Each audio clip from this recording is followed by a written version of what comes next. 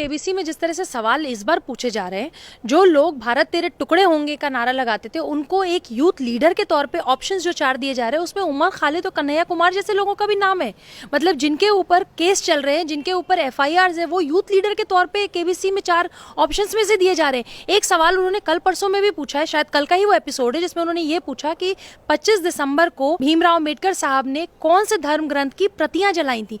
उसमें आप ये सोचिए कि उसमें ऋग्वेद है, उसमें भगवत गीता है, उसमें और भी ऐसे हैं जो सनातन धर्म से रिलेटेड हमारे धर्म ग्रंथ हैं उनके नाम लिए हैं, मनुस्मृति है, बहुत से नाम लिए गए। तो इस तरीके से ये जो 4 ऑप्शंस दिए जा रहे हैं कहीं ना कहीं हमारे पूरे समाज में बहुत खराब संदेश दे रहा है और पूरे वही एजेंडा चल रहा है जो एजेंडा लिबरल्स इस देश में या जिहादी इस देश में चलाते आए। क्योंकि उमर खालिद को यूथ लीडर अगर आप बोल रहे हैं, कन्हैया कुमार को अगर आप यूथ लीडर के तौर पे ऑप्शंस भी दे रहे हैं, क्यों दे रहे हैं?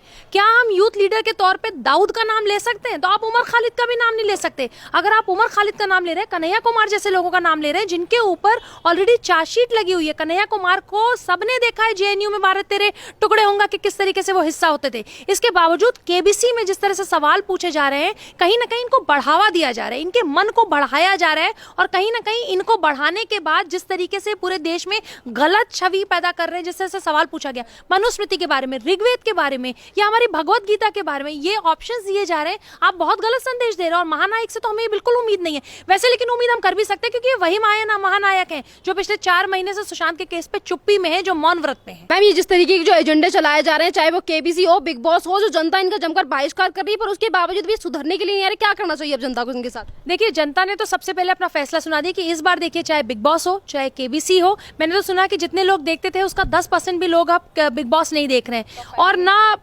केबीसी देख रहे हैं। तो जिस तरीके से जनता ने अपना समर्थन दिया है देश के लिए कि अगर आप देश के खिलाफ जाएंगे, अगर आप ऐसी कोई चीज दिखाएंगे तो हम मनोरंजन के लिए अपने देश की संस्कृति को बर्बाद नहीं होने देंगे, हम आपके इस तरह के शोज का बिल्कुल समर्थन नहीं करेंगे। तो जनता से तो मेरी अपील है कि जो थोड़े बहुत लोग अभी भी एंटरटेनमेंट के नाम पे देख रहे हैं, आप प्लीज इसको बंद करिए। ये एंटरटेनमेंट नहीं किया जा रहा है। आपके देश में, आपके ही देश में किस तरीके से आपके धर्म को, आपकी संस्कृति को बॉलीवुड खराब करता आया हुआ है, ये वही काम कर रहे हैं। तो आपके घर में अगर ये चैनल्स चले, ये अगर शोज चले, तो आप चैनल चेंज कर दीजिए, आप दूसरी चीजें देखिए, आप जनरल नॉलेज की कोई चीज देखिए, लेकिन जो लोग एजेंडा चला रहे हैं उनका समर्थन मत करिए। मैम, यहाँ पे आपने सही बात कही कि जिस तरीके से हमारी जो देश की जनता है वो जागरूक हो चुकी है और वो इनकी बातों में नहीं आएगी जिस तरीके की चीजें करते हैं। पर यहाँ पे सवाल ये भी है कि जो अपने आप को महानायक के पद कहते हैं और जो ये कहते हैं कि बादशाहत है उनकी बॉलीवुड में, फिर भी वो पैसे की आड़ में आकर इस तरीके की चीजें करते हैं। आज हमारे संविधान को लेकर 50 तरीके की चीजें की जाती हैं, फिल्मों से फिल्मों हो, इनकी फिल्में हो या फिर इनके कार्यक्रम हो, जिस तरीके से पूरे भारत में जो राष्ट्रहित है उसको पूरी तरीके से बदनाम करने की कोशिश जो की जाती है। वैसे देखिए, पीछे अभी हमने 1 साल पहले, अभी 8 महीने पहले हमने सीए का प्रोटेस्ट पूरे देश में देखा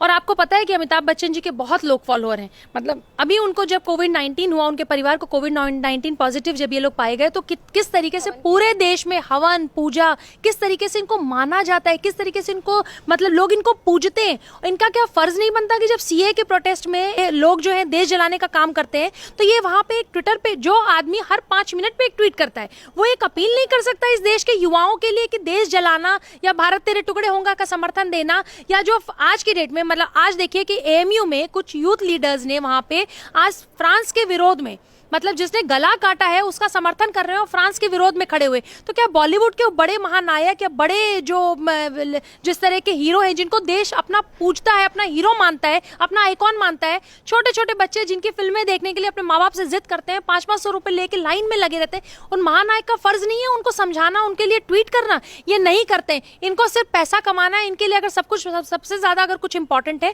तो इनकी फिल्में रिलीज हो, ये पैसा कमाए, बड़े बड़े बंगले खरीदे, हमारे ही पैसों से बंगले खरीद रहे हैं, इसी जनता के पैसों से बंगले आ रहे हैं, इसी जनता के पैसों से इनके घर आ रहे हैं, गाड़ियां आ रही हैं, सब कुछ आ रही है। लेकिन ये जनता के लिए कि जनता जलाई ना जाए, दिल्ली में दंगे ना हो, बॉम्बे में दंगे ना हो, देश में दंगे ना हो, इसके लिए कोई अपील नहीं करते। शांति अपील का इनका कोई फर्ज नहीं है। और मैम, यहीं पे अगर सलमान खान के शो की बात करें तो उसकी टीआरपी भी एकदम 5 जो नंबर 5 है उसमें भी नहीं है। जिस तरीके से इन लोगों का रवैया रहा है तो जनता इनका इसी वजह से जमकर बहिष्कार कर रही है। देखिए, सबसे बड़ा बहिष्कार तो मुझे लगता है कि सुशांत के केस की वजह से हो रहा है, क्योंकि सुशांत के केस में जिनसे हमें उम्मीदें थी उन लोगों ने निभाया। मुझे सलमान खान से उम्मीद बिल्कुल भी नहीं थी, लेकिन मुझे महानायक से उम्मीद थी, मुझे अजय देवगन से उम्मीद थी, मुझे अक्षय कुमार से भी उम्मीद थी, क्योंकि इनको तो हम महानायक और बहुत अच्छे हीरो के तौर पर मानते हैं। इनकी फिल्में देखते हैं, इनको राष्ट्रवादी जैसे तानाजी आई पीछे, और जिस तरीके से अक्षय कुमार भी हमेशा देश से रिलेटेड फिल्में करते थे, अब ये समझ में आता है कि ये हमारे इमोशंस का किस तरह के इस्तेमाल करते हैं।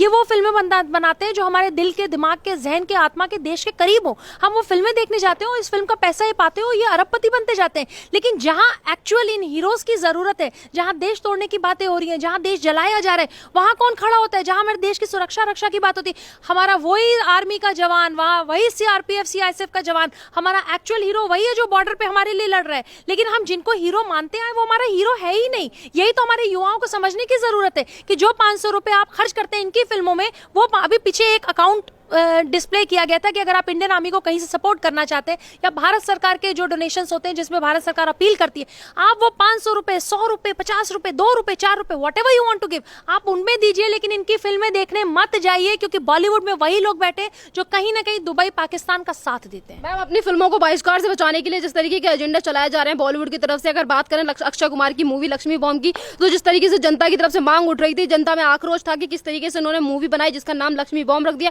तो मूवी का भी नाम बदल देते हैं और पोस्टर को भी बदल दिया अक्षय कुमार ने, तो इससे क्या लगता है इनकी मूवी को देखेंगे लोग? नहीं, बिल्कुल भी नहीं देखेंगे। देखिए, लक्ष्मी बम जिस तरीके से उन्होंने बनाया, मैं अभी आपको कह रही हूँ कि अभी दिवाली 15 दिन बाद दिवाली है, और दिवाली में लक्ष्मी जी की पूजा होती है। आप लक्ष्मी बम बना सकते हैं, आप अल्लाह फुलझड़ी बना सकते हैं, या अल्लाह के साथ कोई और नाम जोड़ सकते हैं, या क्रिश्चियनिटी में या और कहीं कुछ जोड़ सकते हैं। आप सारे धर्मों की इज्जत करिए ना। आप हमारे हिंदू देवी देवताओं के नाम लेके उनका मजाक बनाना, फिल्मों में उनका मजाक बनाना, और हम भी उसको टॉलरेट करते हैं। सबसे बड़ी गलती वैसी हमारी है, क्योंकि हम जब हॉल में जाते हैं तो हम ठाके लगाते हैं वो डायलॉग सुन के। हम अपने घरों में लक्ष्मी जी की पूजा करते हैं, दुर्गा माँ की पूजा करते हैं, लेकिन जब फिल्मों में इनकी इंसल्ट होती है, इनके लिए अपमानजनक शब्द का प्रयोग होता है, तो हम वहाँ हंस रहे होते हैं, हम उसका विरोध नहीं करते हैं। तो ये हमारी जिम्मेदारी भी बनती है कि हम ये फिल्में ना देखें, ना दूसरों